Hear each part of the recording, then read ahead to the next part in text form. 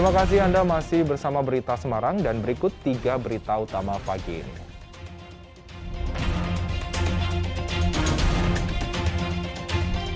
Diguyur hujan 12 jam, sejumlah sungai besar di Kabupaten Pekalongan meluap sehingga tanggul jebol dan permukiman terendam.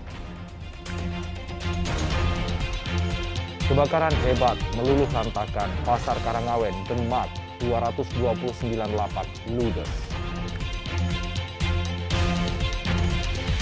Kami juga akan hadirkan berita menarik dan inspiratif, sepeda unik berbahan limbah kayu.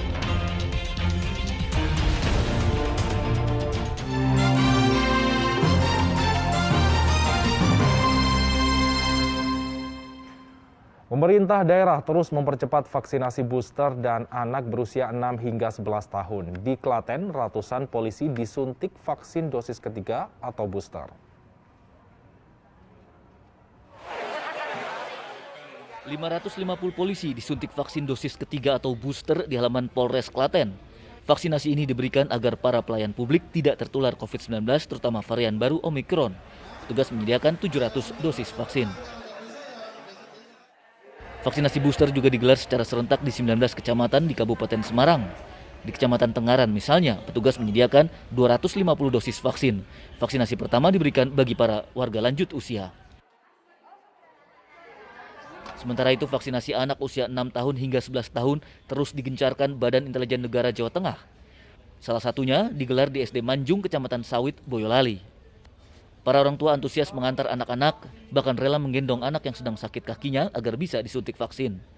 Vaksinasi anak sudah memasuki tahap kedua sehingga harapannya pembelajaran tatap muka 100% segera terwujud. Krisna Agung dan Yulianto melaporkan dari Klaten, Semarang, dan Boyolali. Ya, ratusan nelayan di Kota Tegal berunjuk rasa dengan menutup ruas jalan Lingkar Utara hari Rabu. Para nelayan nekat menduduki ruas jalan Lingkar Utara Kota Tegal sehingga macet dua arah.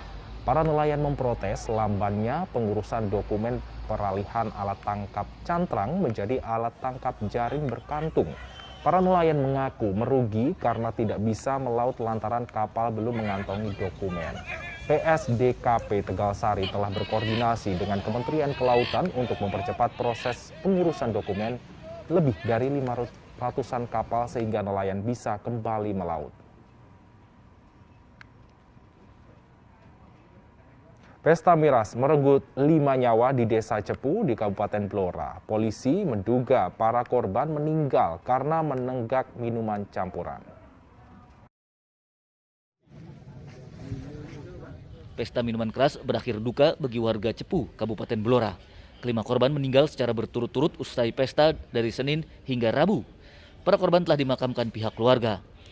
Polisi menggelar olah tempat kejadian perkara dan mengumpulkan barang bukti yang tersisa di lokasi pesta minuman keras. Hasil penyelidikan sementara, para korban menenggak minuman keras campuran. Dari hasil TKP ini kan yang ditemukan dari pihak polisi apa aja dan yang dibawa tadi? Kita temukan ada beberapa botol yang diduga bekas berisi arak tradisional. Tradisional itu ada dua botol tanggung yang kapasitas 600 ml ya. Kemudian ada beberapa botol anggur merah. Polisi juga mengumpulkan keterangan sejumlah saksi, sedangkan jasad kelima korban telah dimakamkan keluarga. Arif Nur melaporkan dari Blora. Polisi meringkus komplotan pencopet ponsel yang menyamar sebagai peserta pengajian.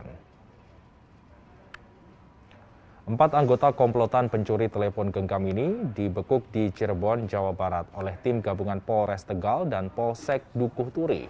Para pelaku menjadi buronan polisi setelah mendapat laporan puluhan peserta pengajian akbar di Desa Pagongan kehilangan ponsel. Komplotan ini beraksi keliling kota. Mereka menyasar acara pengajian dengan berpura-pura sebagai peserta. Polisi menyita 30 ponsel curian sebagai barang bukti.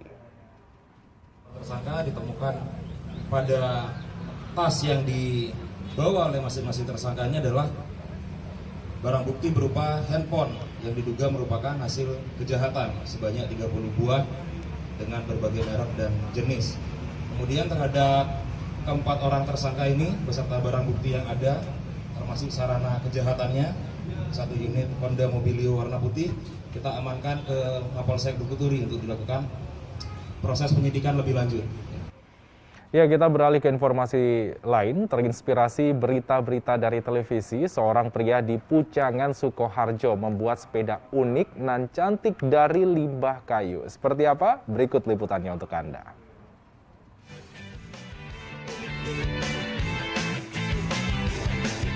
Wow, sepedanya keren dan antik ya. Sepeda ini terbuat dari sisa potongan kayu bakar. Di tangan Teguh Rahayu, potongan kayu ini diolah sedemikian rupa sehingga menjadi sepeda langka. Sejak 2019, Teguh mencoba menciptakan rangka sepeda berbahan dasar limbah kayu jati atau mahoni. Teguh mengaku terinspirasi dari berita televisi. Itu berita dari TV itu masuk inspirasi ke saya. Dengar aja sepeda dari kayu lah, itu langsung masuk inspirasi saya. Pingin sekali bikin sepeda dari kayu. Sosok dan penampilan Teguh memang menarik perhatian warga Desa Pucangan, Kecamatan Kartasuro, Sukoharjo. Teguh mengaku awalnya tidak mudah, butuh 1,5 bulan untuk mengkreasikan sepeda kayu pertama. Namun limbah kayu yang mudah didapat memacu semangat Teguh. Meski demikian, kayu kering yang biasanya dibakar sebagai kayu bakar bisa menjadi kayu terbaik untuk membuat sepeda kayu. Itu mau dibikin kayu bakar, mau dipotong. Cuma saya ambil, saya manfaatkan dulu, itu ternyata bisa saya pakai untuk bikin sepeda itu. Istilahnya mau kayu bekas-bekas nih Pak? Iya, memang bisa dikatakan limbah, memang itu buat kayu bakar. Membuat sepeda dari kayu bukan tanpa kendala. Kerumitan terjadi saat membuat bagian roda karena jari-jari dan velg juga berbahan kayu. Namun keuletan membawa Teguh bisa menghasilkan 3 sepeda unik. Sepeda ini telah diuji coba mengelilingi kota Solo. Sepeda karya Teguh biasa dipinjamkan sebagai properti pesta pernikahan. Banyak pihak tertarik membeli sepeda kayu ini, namun Teguh belum melepasnya karena ketidakcocokan harga. Teguh mematok harga satu sepeda antara 5 juta hingga 7,5 juta rupiah. Anda berminat? Heri Prasetyo melaporkan dari Kabupaten Sukoharjo.